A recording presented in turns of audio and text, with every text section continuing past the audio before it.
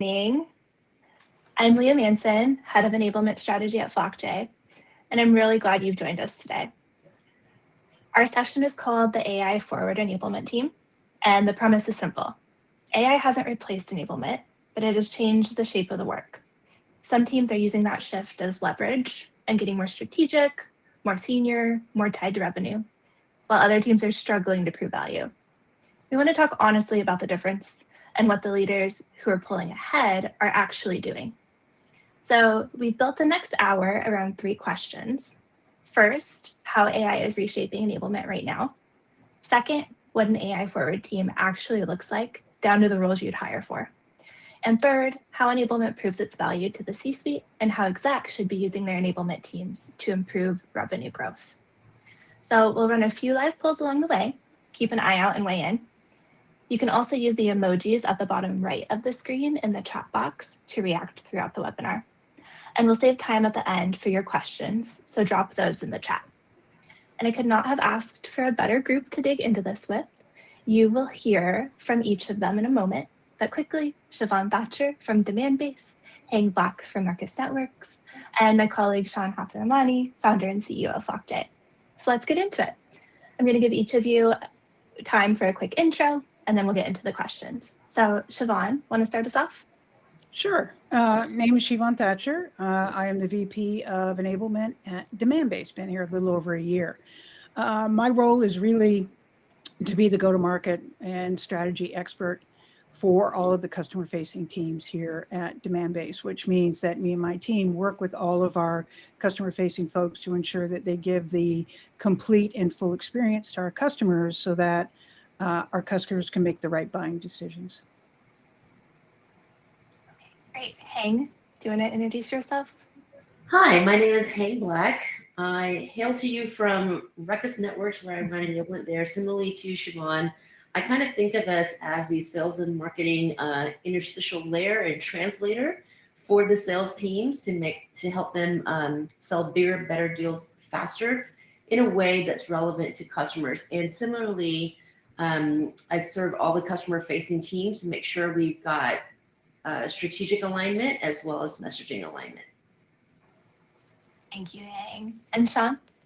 Cool. I am Shaan. I am a student of enablement, or have been, I think, for the past decade or so, learning from great folks like Sheevaun and Hang and all the other forward-thinking enablement folks in the industry, not to mention being practitioners ourselves. Flockjay, actually, before being an agentic enablement platform, we kind of consumed our own dog food. We were a sales academy for many, many years and trained thousands of sales reps. And so we felt all the sort of pains as enablers. And now, in the past couple of years have really built what we believe is the premier AI native enablement platform. So excited to talk about thought leadership and enablement today.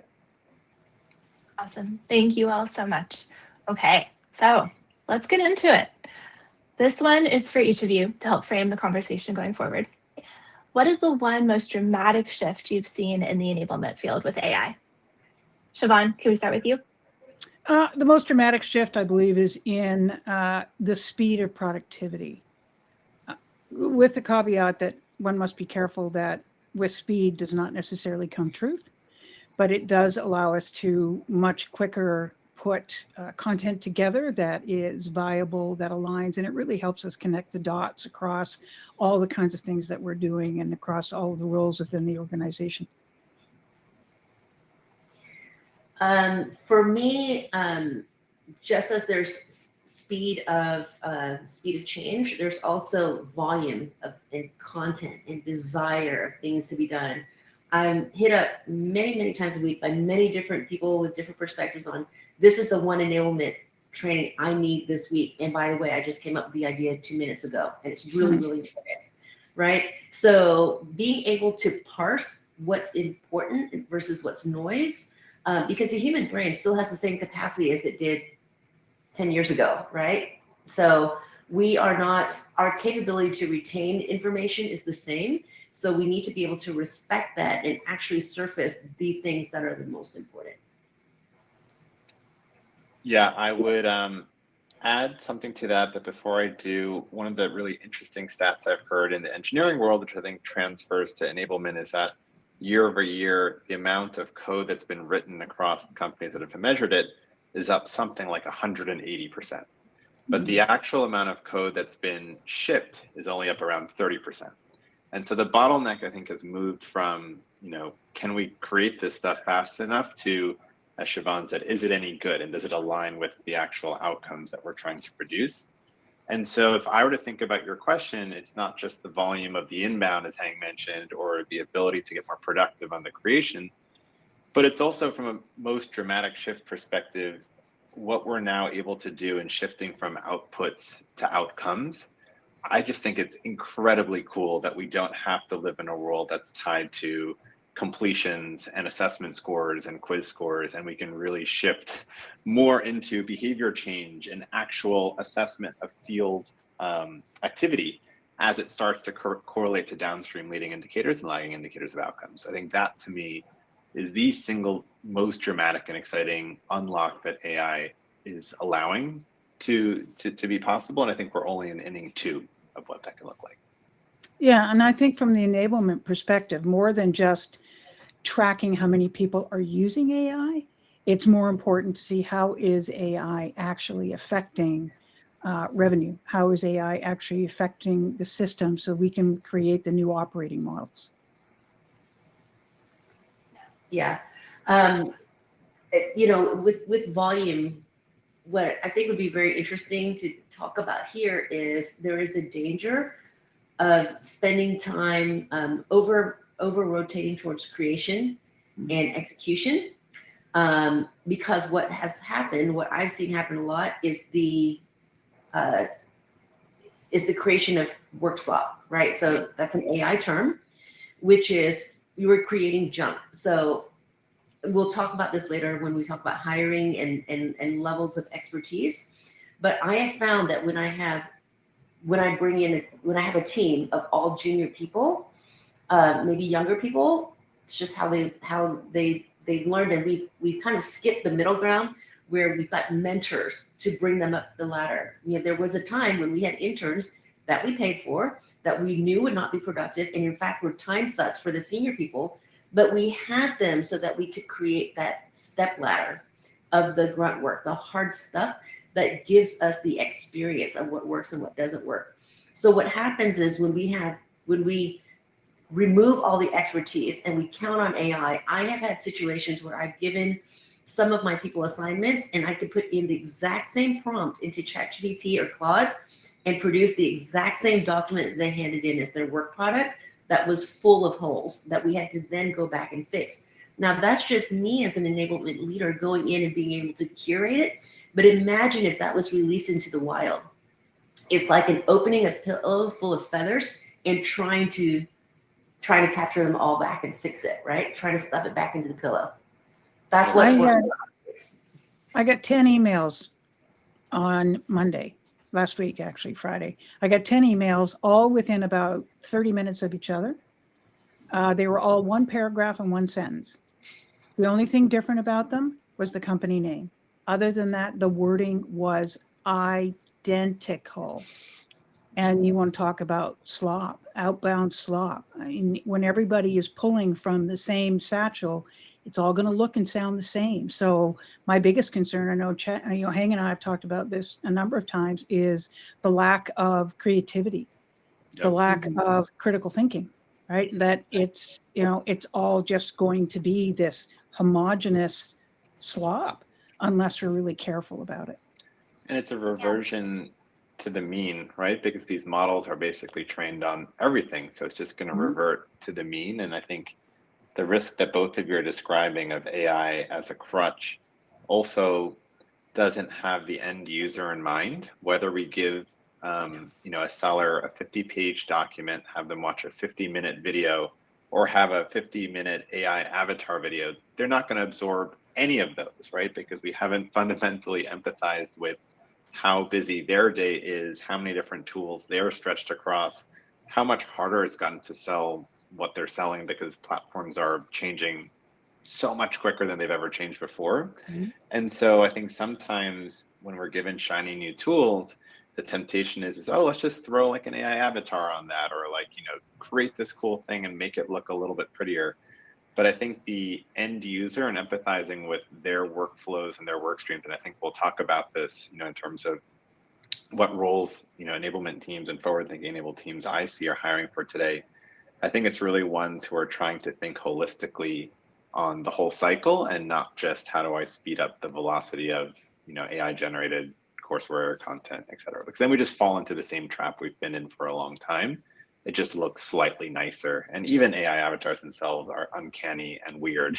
And even then, like, we're still losing the humanity of this profession. So I think that's something I think about a lot, is how do we use these tools for ways that align with the end user, and how they're most likely to adopt what you're trying to convey, versus just putting more lipstick on the same thing we've been doing for a long time.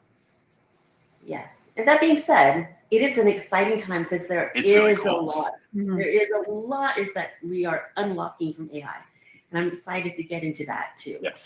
So, we're not AI bashing here, but we're just saying there should be some guardrails. Absolutely. So, I mean, a lot has changed, as we know. There's some risk that comes with some of that, as you just all touched on, but there's also some really cool developments. Sheevaun, in one of our chats before, you mentioned building a 150-page masterclass guidebook in 12 hours, which is work that would have taken you 3 or 4 months pre-AI. Can you walk us through what that actually looked like and what the AI couldn't do without you and your expertise? Yeah, basically it came out of an analysis I did, again, using AI to figure out we were having some drop off in one of our stages, and I wanted to see why. That there was a hypothesis that it was this one thing, and I thought that doesn't sound like it's a complete picture. So using AI, I was able to look at a whole bunch of calls, a whole bunch of content and all sorts of stuff and say, is that really what's happening? And it turned out, no, it was not, that there was something quite different. It was part of it, but it was not the whole picture. And I shared that with the CFO. Be careful what you wish for, because she then turned around and told me I had 6 weeks to come up with a new enablement plan to change that figure, change that KPI, and to deliver it globally for the whole organization. And of course, in the past, my immediate response out of habit was, "Are you kidding me? 6 weeks?" And I thought, all right, well, we got these new tools. Let me dig in. And so over about 12 hours, I was able to put together a quite extensive masterclass around deep dive discovery. So it's not just, validating that the SDR is giving you a proper and a real opportunity, but then how do you go deep dive on discovery from there? And then how do you create a proposal in order to deliver that back and create a great demo?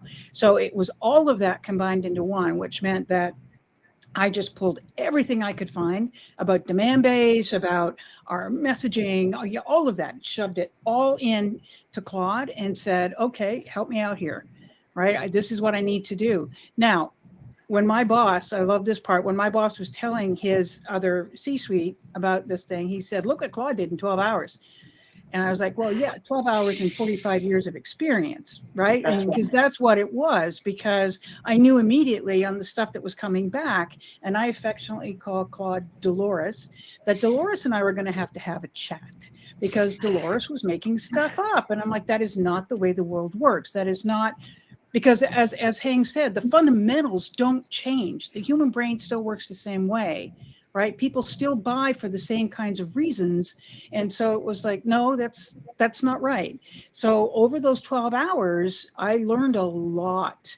How to use AI properly, how to make sure you don't burn through credits. I was burning through them, by 9:30 in the morning. I was having then to wait until 2 in the afternoon. So you learn pretty quickly how to use it properly. Also taught me about skills, right? How to do, skills markdown files and all of this stuff to be able to pull all this together. And we did manage to do this masterclass. I spiral bound it because it really is a guidebook. And what it produced, what Dolores and I produced in 12 hours was, I was gobsmacked, right? There's no way I could have done this without this tool.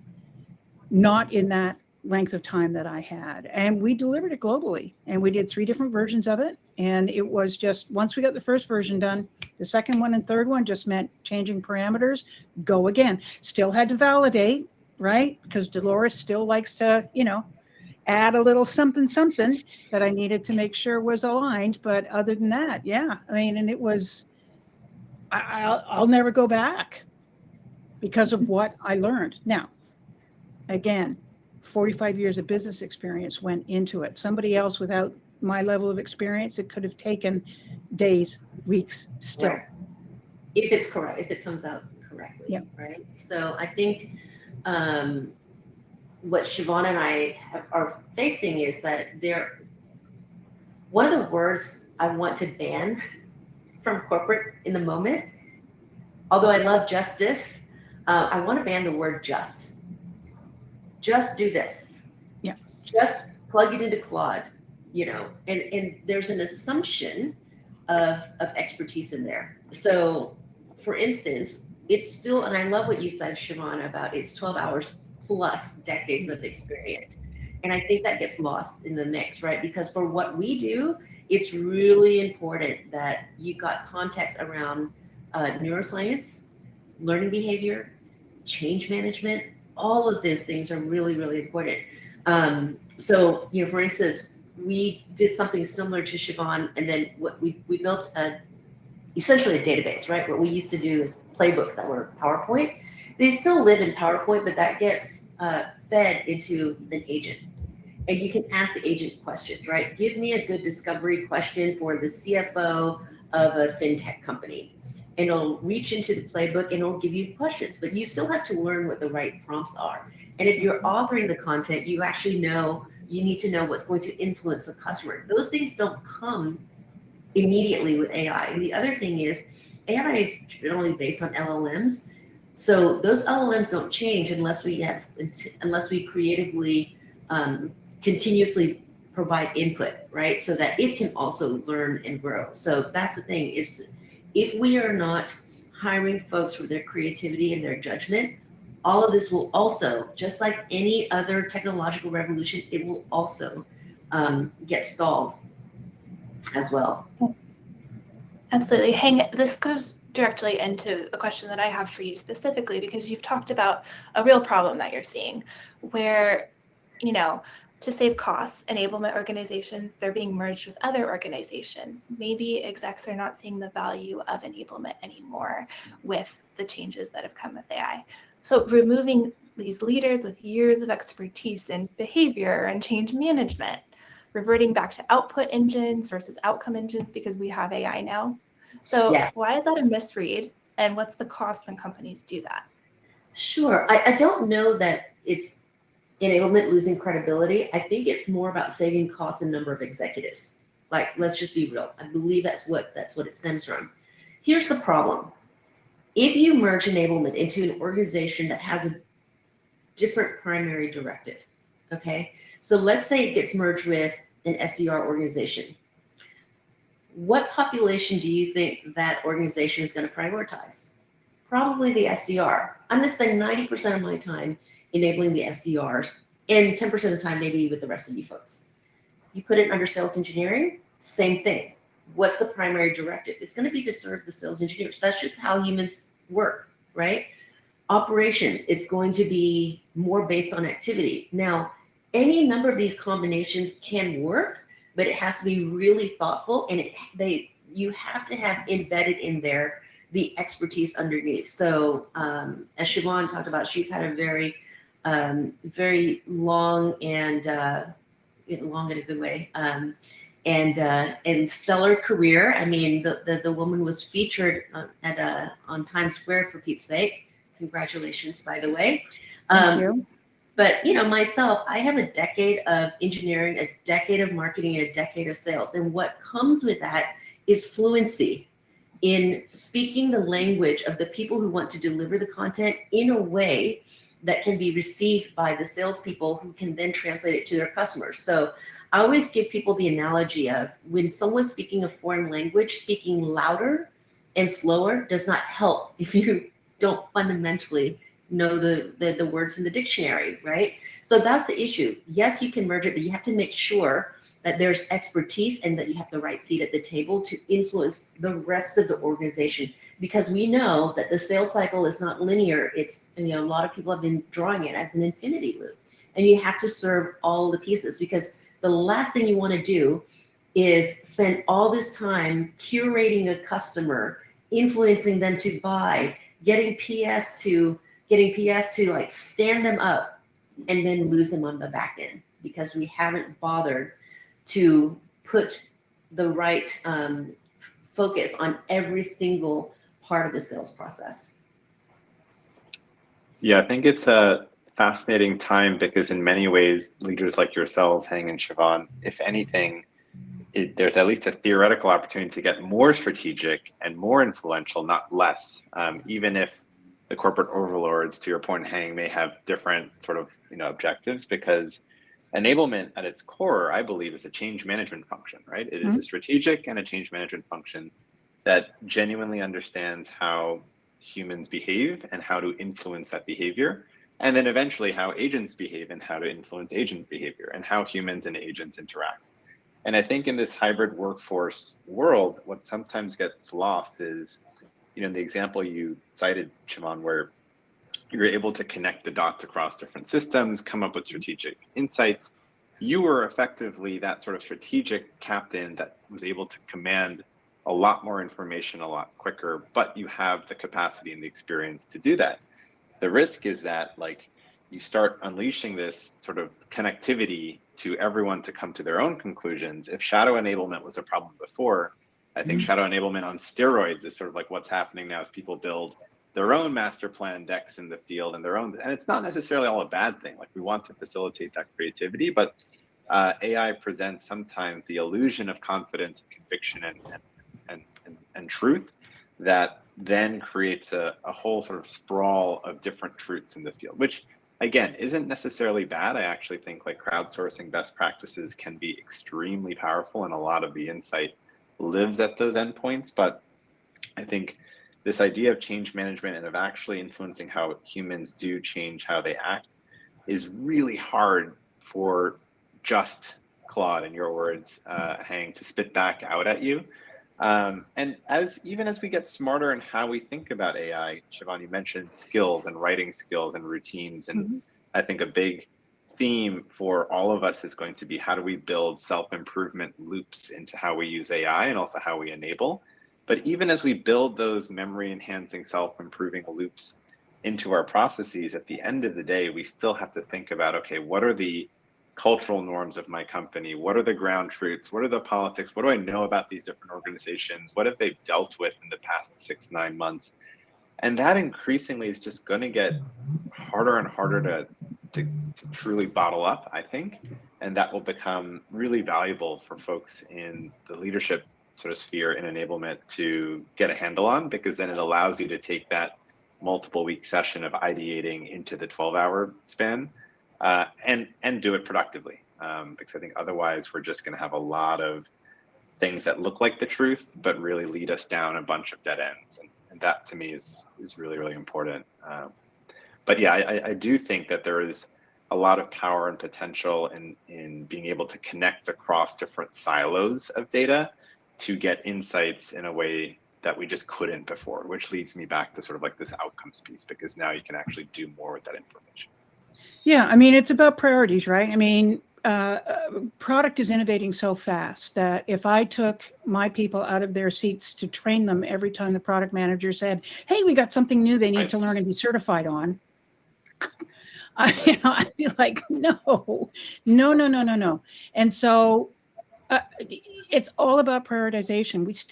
We still have to prioritize. So even though we have all these new tools, what we decide to do and what we decide to work on doesn't change. And AI can't answer some of those questions, right? I call them the 5 questions, right? How's it aligned with the go-to-market?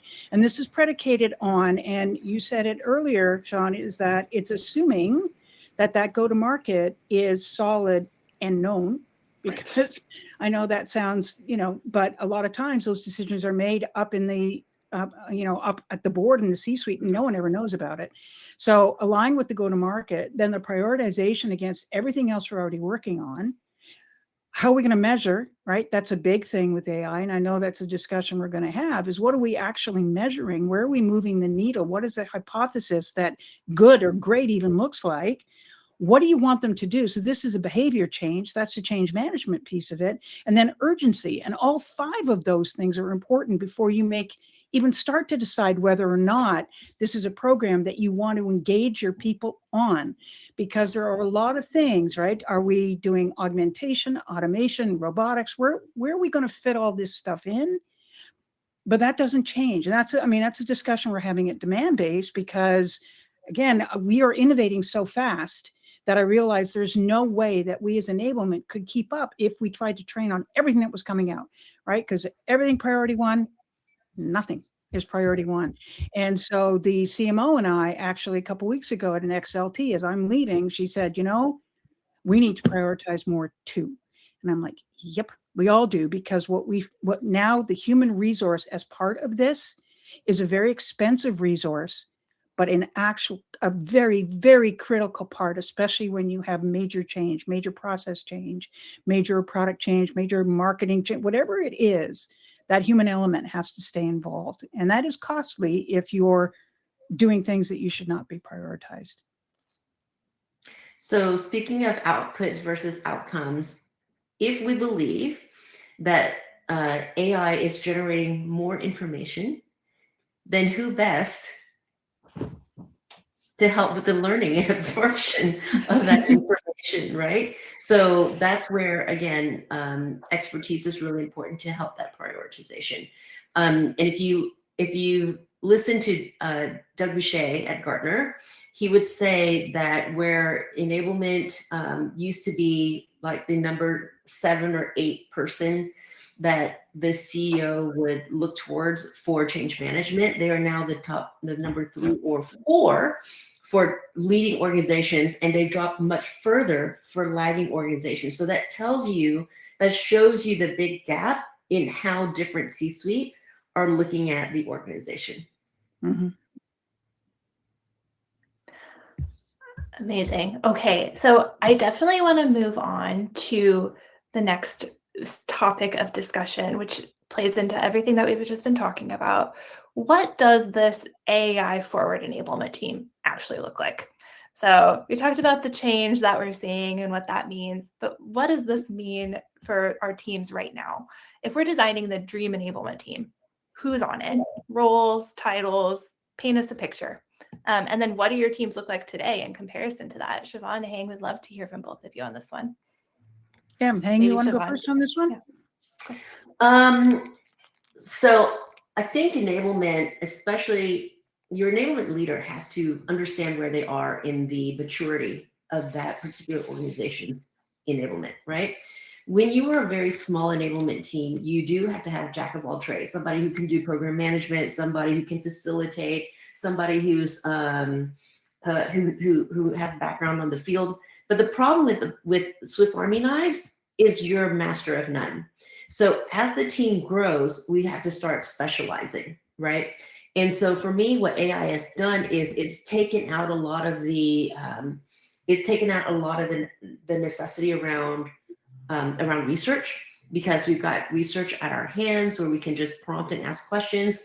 It's taken away some of the design aspects can be replaced, but what we still need are people with expertise in their domains. So for instance, what I mean by that is if you have the luxury, best in class enablement is one enablement person per 50 quota bearing. So I tend to run pretty lean. I tend to run at about 1 to 100. That being said, what you can do there is you need people who are really digitally savvy. Just cannot get around it. You need folks who are very analytical. And what I have done now is when I interview for folks, depending on the role that I have 3 requirements that are shaped in a triangle, right? Are you a good facilitator, a good program manager, or a good content creator? And I give them 18 points. You cannot give yourself more than 9 points on any of the 3 points of the triangle.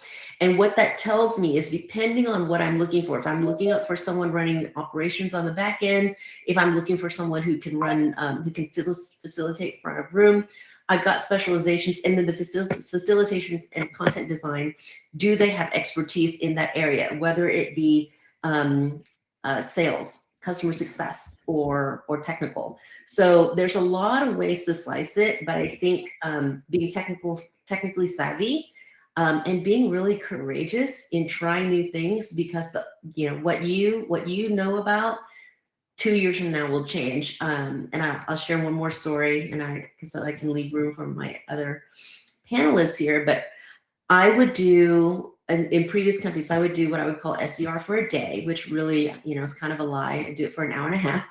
I get leaders in a room. I give them crap leads, not the Glenberry leads, but we as leaders sit hip to hip with SDR leaders, and we call these junky leads, and we experience how many screens they have to touch. And when I go back and I tell sales leaders, you need to do this once a year as well, they say, oh, no, I remember that job, hardest job in the world. I'm like, you remember that job from last century, because how many of you started selling when the first digit was a 1? And how many of you started when the first digit was a 2? So those things change. So we have to have enablers who are equally courageous to understand and try the new things, because we only have one chance at a first impression to roll out something to the rest of our sales team, who have very short attention spans. Yeah, I would totally agree with that. Yeah, the attention span. I liken it to the attention span of a goldfish, right? If I look at something, I'll remember for 13 seconds unless it's back in front of me again. And I can say that, and so can you, because we were both in sales. So, I still have the attention span of a goldfish. But the using AI within the team, I loved your term courageous. And that is one of the things. As a leader, this masterclass forced me to get involved, to get in and to do it. And by doing that, I learned so much about what works, what doesn't work, how to be the most effective, optimized, disruptive, whatever you want. But that is because I did it. I made a ton of mistakes. Me and Dolores, we were out in left field many, many times, but coming back and getting what it is exactly that we need. And so with my team, I've been encouraging all of them to get in and to do it. Like every week, one of them has to show us something cool that they've done with AI, because that is critical, right? You can't, we talk about best practice, but now it's a lot more around emergent practice, right? We've got these emergent technologies. You have to get out and you have to try them. People are afraid to fail, right? We've heard that all the time. It's like, oh my God, I'm afraid I'm going to make a mistake. Who cares? Right? The good thing about this is it's very forgiving. You can get in, you can do things short of sharing anything that is, private IP out on the big bad web. Be careful. But other than that, right, you can really get in and really do a lot of tools. Now, with the design of my team, it actually hasn't changed much. The same way that, Hang is talking about. I still have somebody that runs field. I still have somebody that runs product. I have somebody that does CX and PS. I have someone that does onboarding. I've got a couple folks that do instructional design. But think about that now. I'm talking about 7 people, where in the past, not even 5 years ago, I had a team of 162, and we were not nearly as productive as we are now with the tools that we have right now. Now, I am not advocating reducing the size of your teams. What I am advocating is ensuring that the people that are on your teams are given the opportunity to try all these new tools and to really use their critical thinking, their creativity, right? I liken it to Tony Stark and the Iron Man suit, right? Mm-hmm. Tony Stark is the brilliance and the mind. The Iron Man suit is the machine, and you put the two of them together and it's unstoppable. And that's really what it is. So it's kind of take your people, make them all Tony Starks, and then hand them all a Jarvis and say, go. And you would be shocked at what comes out. I just think it's amazing, with the caveats that initially you've got to stay on top of it, right? Andrew Barry from Curious Lion is coming out with a book shortly, and he had me pre-read it. And on page 18, there's a small highlighted paragraph, and there was something in there that caught my attention and made me go, ooh. And when I mentioned it to him, he didn't even remember, but it was a quick alliteration about where AI works and where it doesn't. And it is cost, context. In his book, he calls collaboration, but I'm much more about control. So cost, context, and control, which means as an individual, if you give it all to AI, but if the AI, what it produces is total failure and costs you a lot, either personnel, revenue, whatever it is, don't do that without the human in the loop, right? The other one is context, right? Can you give it to an AI engine like Dolores or whatnot and say, go do this? Context doesn't matter, just go. But you have to be very careful. Like those 10 emails I got, context was very important to me, and none of it was there. And so they gave it, a human needed to be in the loop. The last one is control, which means, would I be comfortable giving this particular thing I want done to a junior member of my team and saying, go do it. And no matter what they produce, I'll be okay with it, right? Those three things have to happen for me to say, okay, give it to AI, let AI run with it. Otherwise, the humans need to stay in the loop. So again, I'm not advocating reducing teams. I'm advocating using them and using your resources to really, really take advantage of the remarkable brains we all have.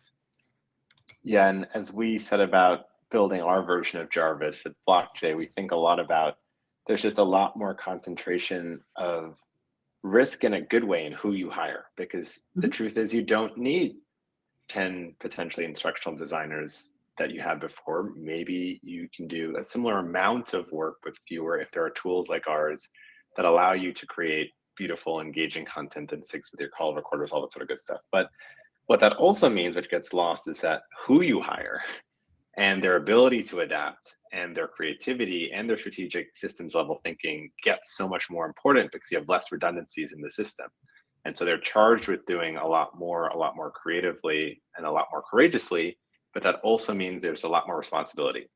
And when we think about building our systems, we think a lot about governance, we think a lot about trust, we think a lot about memory and self-improvement, because those are things that in theory can offset, some of the Claude slop that comes out where every message coming out of Claude says something like honestly or genuinely or whatever sort of thing, right?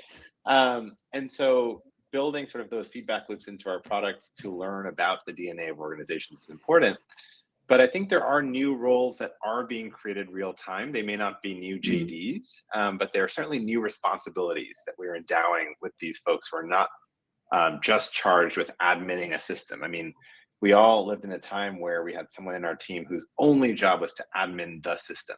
And I think that day should be over. Like that, we have no excuse for that anymore. These systems need to get less complex and more integrated, more easy to use. That's certainly our aspiration at Flockjay, right? Especially meeting folks where they are in 3 clicks or less in terms of value. But that does unlock more time to deconstruct the entire day and workflow of a rep, like in that ride along hang that you mentioned.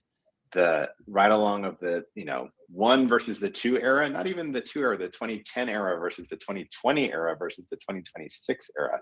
I just think the sheer number of tabs and tools and things, and we've all tried to buy like one tool to rule them all, and it never works, right? There's just too much context switching that we all have to do, and the products are getting more technical.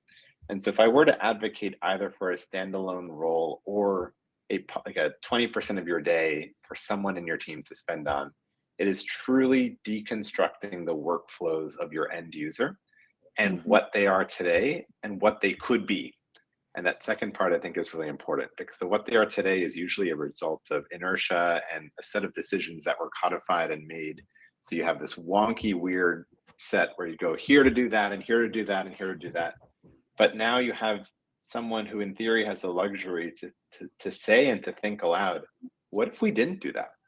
What if we actually connected our systems in a different way, which is much easier to do today than it ever has been, so that we could remove all these barriers to information and actually get that end user what they want faster, or predict what they want, or be more contextual, or understand where they are in their deal cycle, combine it with their skill levels that we've assessed from enablement, and give them a lot more tailored coaching when they need it, right? This whole idea of just-in-time enablement. We've been talking about it for a decade. I finally feel like we can actually start to deliver on it, which is something we think about at Flockjay a lot. So I think that's what I would encourage. Some people call it a go-to-market engineer. Some people call it, architects or things like that. I just think what that job to be done is, it's a workflow sort of like decomposition and recomposition role. We're really thinking about what folks can be doing relative to what they're doing today. I would even lift it out even more than that. Is I want to be able to, within Slack, tell a salesperson, just put in who you're going to talk to and the company name, and then they don't have to care where anything is coming from. Yep. right? That They don't have all to of a care. sudden now magic is happening in the background. All this auto magic is going on, and it comes back and says, "Oh, this is a customer. So let's look at all the customer information we Yep. have and combine it with all the stuff we have out there. Oh, this is a prospect. So let's find out what we've got. What's their market? What's their vertical? This persona. What are the top 3 things that are most? Let's go look at their SEC filings, whatever it Yep. is that we do. And we come back with an answer saying, here's Yep. the conversation you need to have. And here, and that really is, it's not just somebody who's a go-to-market architect, go-to-market AI engineer, but I think everybody in the company has to be focused on that and solving that, the integrations. Because I remember when I started here and I was like, well, I want to do what I just talked about. And they're like, we can go here and get that and go here and get that and go. And I said, well, that's the problem, right? It's the context switching that has to happen, which means they're not going to do that because we know salespeople, right? Well, they should. That's true. They're not. What they're going to do instead is fall back on what they already have or what they know, or they're going to go ask their buddy. And so that's where all of a sudden consistency, context, it just goes out of there. Yeah, I think we are in the headless world. Like, the front door, whether it's Slack, whether it's Claude, Gemini, Dolores, whatever. I just think the friction is going to get lower and lower until we're just sort of like at the place they're already working. And I think the magic and the beauty and the challenge for any organization is having the governance, the context, the trust, and the memory on the back end to ensure whatever is feeding that front door, whatever it is piping from the right systems of record to A, ensure that that is what you want them to have, and B, is connected, it's integrated, to your point, with all the right systems so we can synthesize that knowledge in a way that is personalized and contextual and timely too, right? So I think that's the most exciting part for us in building in this era, is that you have this ability to strip away a lot of the distractions that come with context switching if you can be present in those workflows and also understand not just presence but relevance and timeliness too. So in interest of time and making sure we have some time left for questions at the end from our audience, Hank, I'd love to start with you for this one. As an enablement leader and just talking to other enablement leaders who may be listening in, what should they start doing now to keep pace with the change that we've been talking about that's come from AI? What are some actionable things that they should start doing?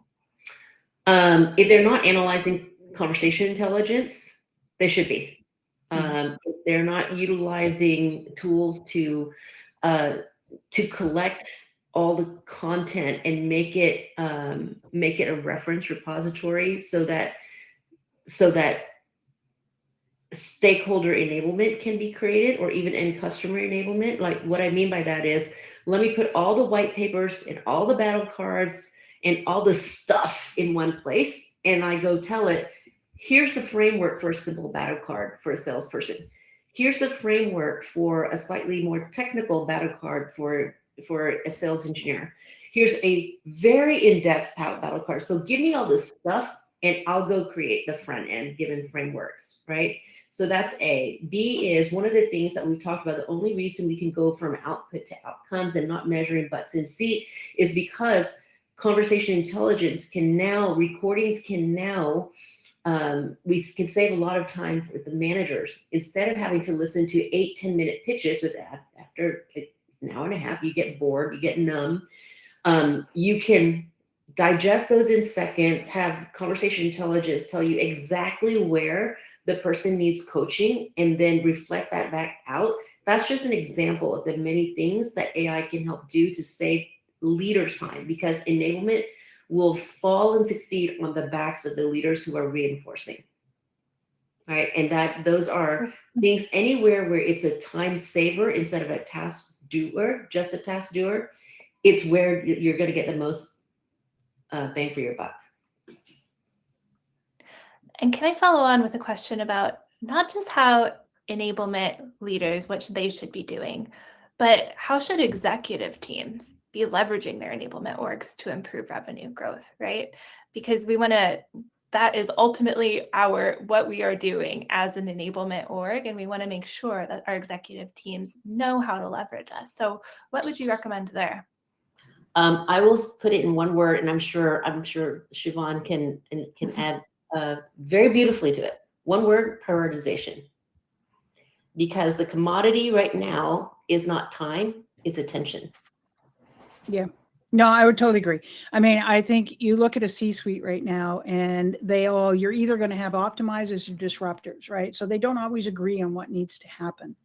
But there is a group within an organization that talks to everybody, who sees what's happening in the field, who understands what the sales leaders are looking for, understands marketing, legal, HR, all of that.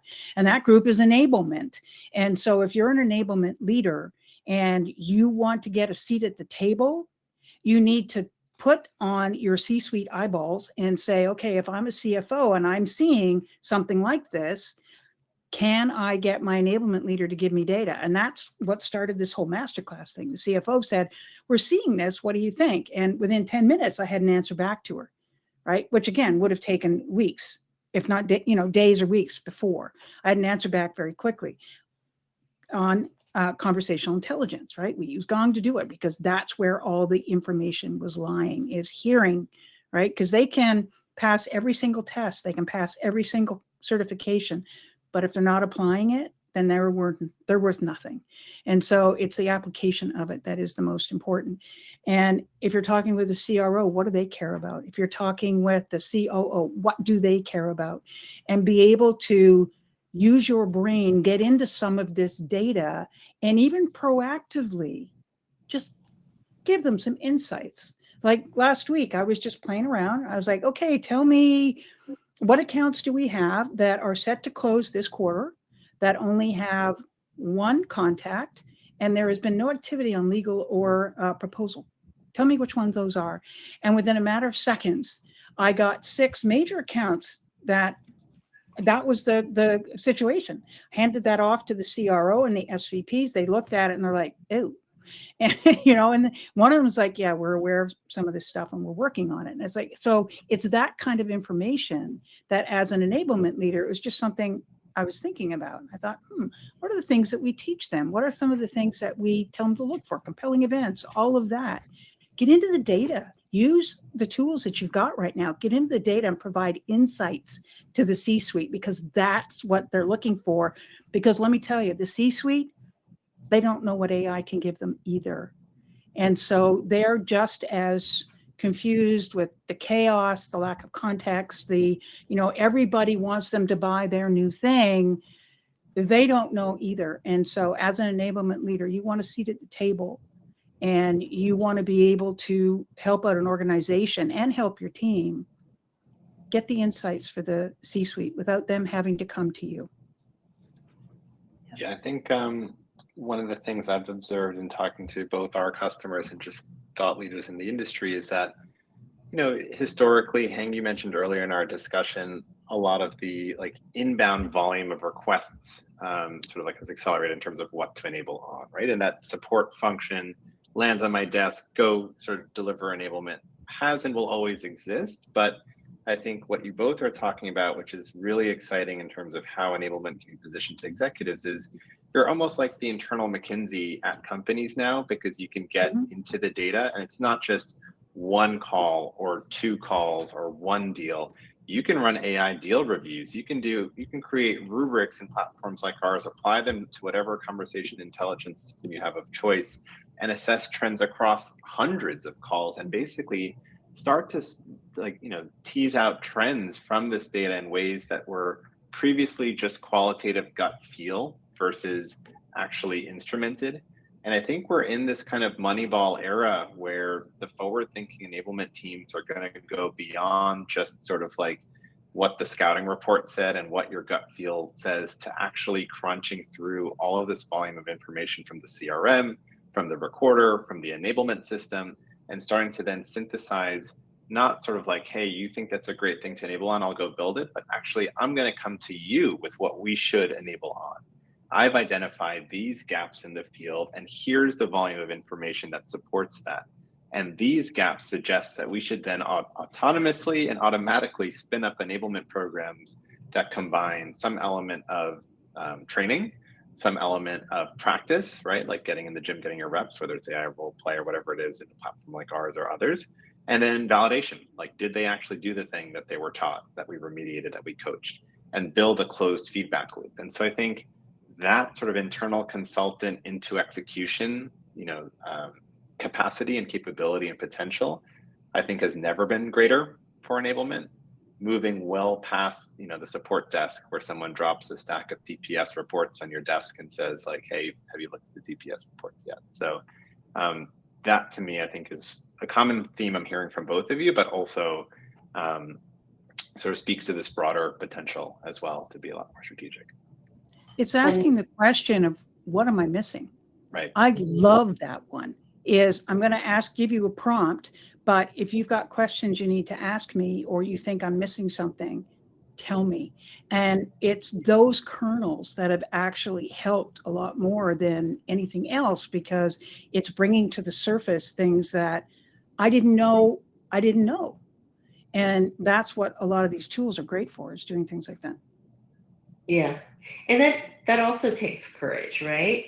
So we talked about the courage to adopt the technology, understand, actually be a little ahead of the organization on where technology is going, but there's also the courage, and it is a very difficult position to say no to the C-suite, because and find ways to say no in a way that's acceptable. So for instance, I've created, and I'm sure you have too, Sheevaun, in several companies, intake flows, right? Like, this is how you ask me for an enablement request. And there's one company that I won't name where we were able to prove to them that 80% of the requests came from the C-suite. And 80% of those were forgotten within a day. Created a lot of work for people. Were not very well received, were not adopted. So when we were able to change it to where these salespeople had equal weight, because everyone gets to vote, they had equal weight in requesting what they want to be enabled on. When that started shifting towards more to what the sales leaders and sales people wanted versus what they're being dictated to, it's like what we tell our sellers, right? Make sure that a customer feels like they're buying, not that they're being sold to. Same thing with enablement. Great enablers set up systems and programs that people go to. And Shaan, you and I have talked about it, right? For me, enablement is equip, empower, inspire. The equipping part is the easy part. That's what we all call training. And, I can see Sheevaun smiling through the camera. Delivery method. Yeah. All right. So it's like, it's beyond equipping. You want to empower them so that they have what they need. But the hardest part is inspiring them to adopt the change and to keep coming back for more. And I think that adoption piece that a lot of folks struggle with comes directly from that inspire piece. And you're only going to get the inspiration and adoption if you feel like it's from your peers and it's from the field and it's from a genuine place of empathy versus a top-down mandate that may be loosely correlated to your actual experience day to day. To the point of courage, Sheevaun, your masterclass took a lot of courage because it challenged an assumption from the C-suite of why deals were breaking down at a certain stage. And that meant you going, zagging when everyone else was zigging. And it meant you going out to get the data to validate that, and then going back to folks and then actually driving adoption and belief, right? And inspiration from the field. And I imagine like that is going to be the new normal, is that you're going to have to push back on the assumed scouting report and actually go in and audit, what the real is telling you, and then go validate it with the field. And I think that piece of it is really exciting. And people want to learn from successful peers, right? The ability to take a recorded call, use AI and a tool like Flockjay to chop it up into bite-sized chunks, have a little assessment like an ESPN style, sort of like, here's what Sheevaun did on this call and here's why it landed and why it didn't, and have that be aligned with your ground truth. Like, that to me is the potential of AI used in a way that creates inspiration, doesn't create more dread for, okay, I have to go watch this avatar yell at me for another 40 minutes. As opposed to, hey, Sheevaun did something really cool. I wasn't going to go listen to that call even though I want to, but now it's presented to me in a format that is easier to digest, that is entertaining, but that also teaches me something that is aligned with my lived experience. So I think we're just in a really exciting spot if we can get the buy-in of leadership to align to enablement being the strategic function. Okay. Wow, this has been a wonderful conversation, everyone. We have 5 minutes left, so I definitely want to give some time to the audience Q&A. One of the questions that came in from the audience: when automating sales workflows, how do you distinguish the friction that's an administrative task or tax from the friction that's a skill building teacher, and make that line legible to both the frontline reps and leadership before AI automates the next generation of sellers into cognitive dependence? I'm trying to understand what the question is. Is we're deciding how much we let AI do rather than somebody being creative, I think is what they're asking here. How do you make the decision? Rather than building a skill by rote. So Right. if I may, I'll give an example. If you are researching a prospect, you should probably go look at what they're posting about on LinkedIn, what they care about. That is both administrative and skill building, right?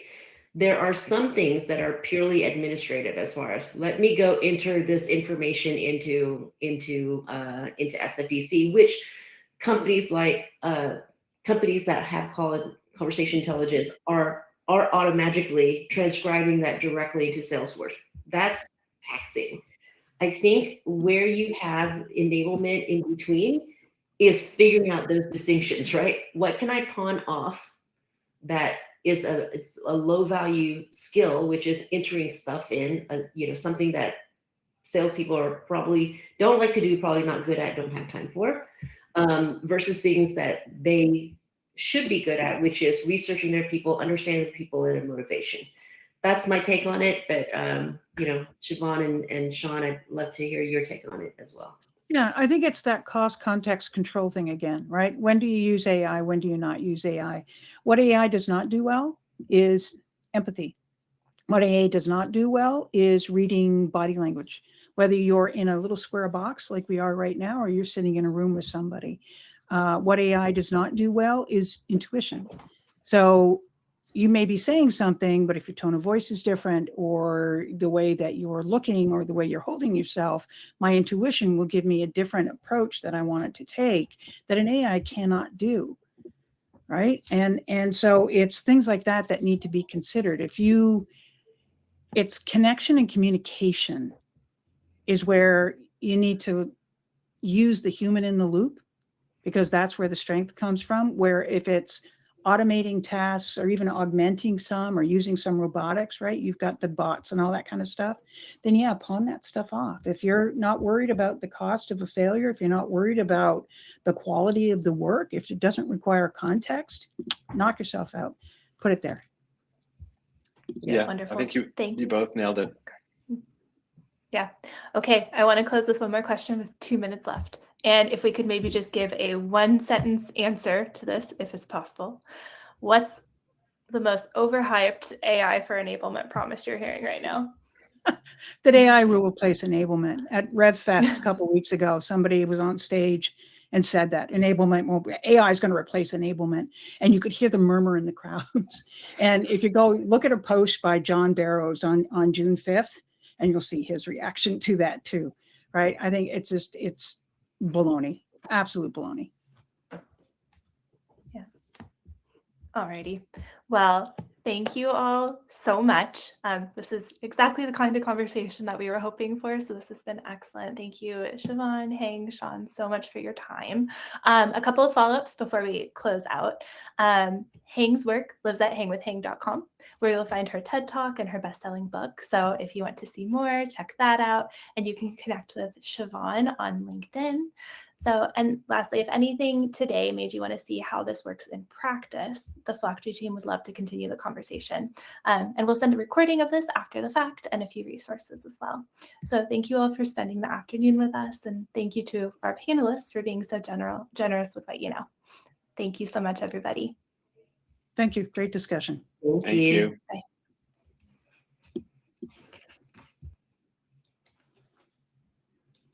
Well, that was interesting.